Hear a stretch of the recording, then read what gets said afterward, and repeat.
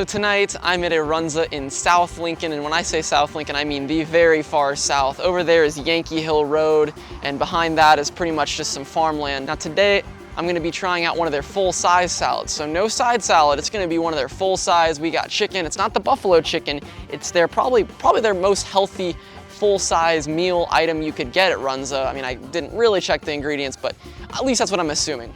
Anyway, we're gonna try it out and see if maybe it can become kind of a staple as I continue on, since I told you that side salad's kind of weak. So we're gonna see if we can beef it up.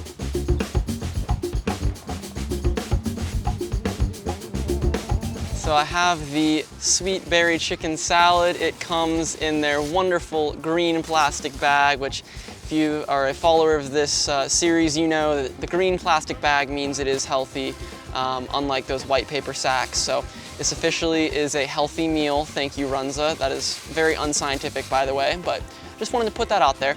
Also, I want to say that this episode is not sponsored by Target. There just happens to be a Target literally right behind the Runza. And so, and for that sake, I guess, this video is not sponsored by Runza either. So yeah, it's not sponsored by Under Armour. It's literally not sponsored. You know, wouldn't mind if it were one day, but right now we're just on the freelance grind. So I did pay the entire $6.99 plus tax for this salad. Was it $6.49? I actually already forgot, but either way, it was over $7 with tax. So this is not gonna be your cheapest meal, but it's a good sized salad.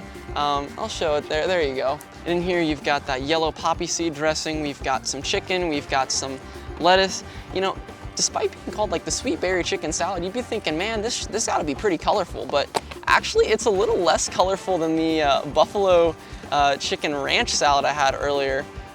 Which is interesting, but color, of course, doesn't always mean healthy, unless, of course, we're talking about those bags, in which the green plastic bags definitely mean it is more healthy. So far, I mean, prove me wrong, but yeah, it's a pretty good metric.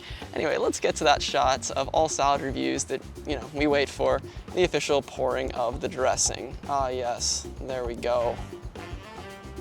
Get in there, yeah. Anyway, that was actually not as dramatic as it maybe could have been, but you'll notice this pours a lot better than the ranch, so there's something. So earlier I noticed there's a lack of color, and I think two things that are missing, that even the side salad had tomatoes and cabbage. This has neither. This instead has chicken and looks like some dried cranberries and some feta cheese, and we got walnuts. So there's good variety in here. It's maybe not screaming color, but like, you know, for a salad at a fast food restaurant, this is a pretty good looking start. Now that first bite tasted pretty much exactly how I expected to based on the ingredients that are in here. And I think the one thing that this salad is missing is some fresh fruit. We've got the dried cranberries or dried cherries, or I think they're dried cranberries anyway, you can look up their menu.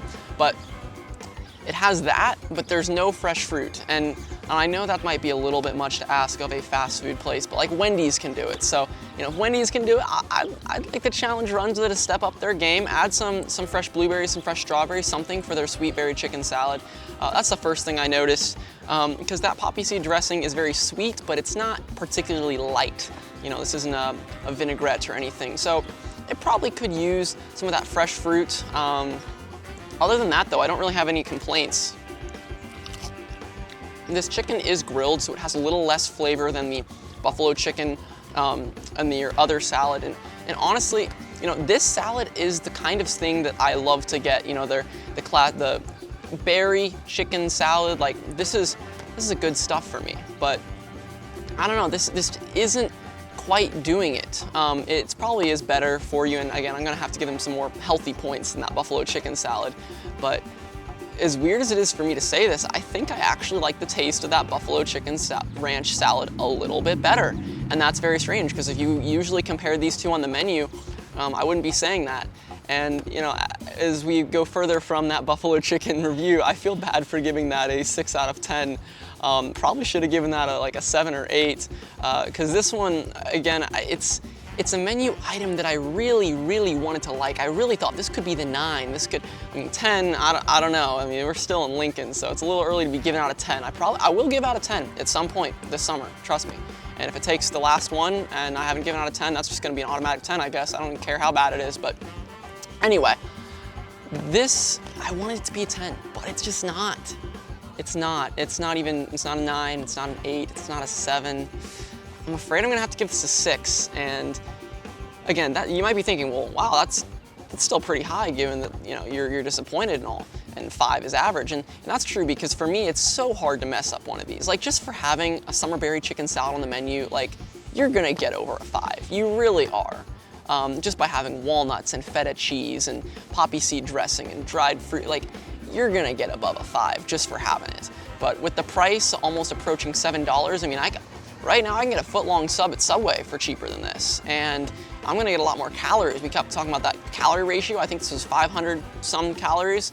All right, you know, I'm on a 16-mile day right now with running, and 510 calories, that's gonna get me like, what, 4 miles? So I would like to see a little bit more in this salad, a little bit more. Like, I still say Wendy's might have them beat, but ultimately, you know, if this is your thing and you wanted to make a meal that's healthy and you want to go to Runza, like, you know, this isn't bad. And again, I will happily finish this. Just a little disappointed because of how much potential it could have had, but other than that, you know, at least they have it.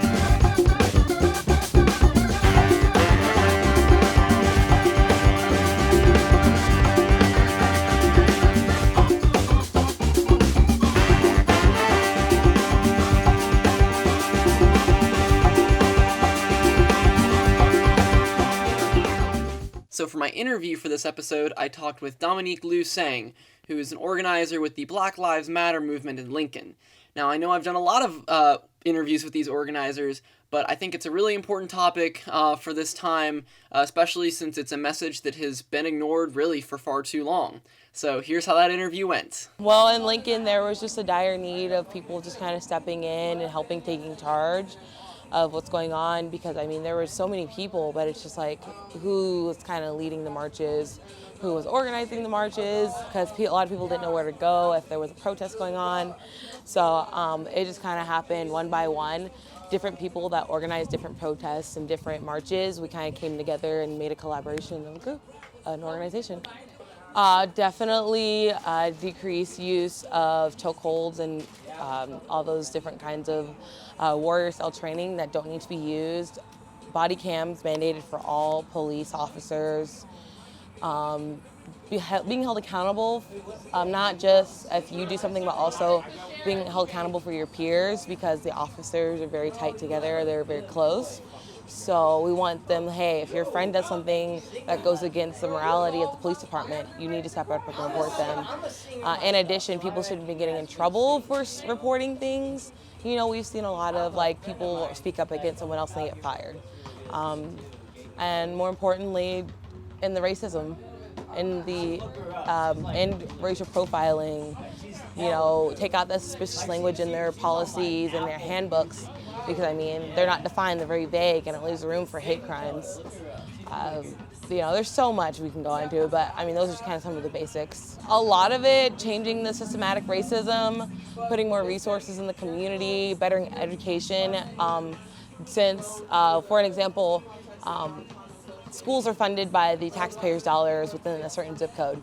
And if a certain zip code is more rich than another, that means the richer zip code will have better resources for their school, better materials, better activities, whereas a school in a lower income area may not have extracurriculars or new books or things like that. So better resources for the community, more mental health resources as well, defunding the police, defunding the prisons because they don't need as much, putting in legislation that helps with keeping people out of prison. So, you know, there's a lot we want from the legislators, and they're the forefront of the people, so they should speak on behalf of the people, and that's something we also want, is for them to be held accountable, you know, to do their job as elected officials. More diversity, allowing for other ethnicities and people of color and blacks to be able to feel like their voice is heard and that they could get elected, and it won't be like on the basis of their skin color, because so many people are bright, but they see them for their skin color and then they're discouraged from even wanting to pursue it, because they're like, why would anyone give me a chance if everyone else is white? So just showing that they are diverse just by electing different officials, not just by who has more money in their bank account. Well, thanks for watching episode 12, and catch me next time when I head down to Southeast Lincoln and We'll learn a little bit more about the housing market down there, courtesy of the 84 Flats Apartments. Thanks for watching.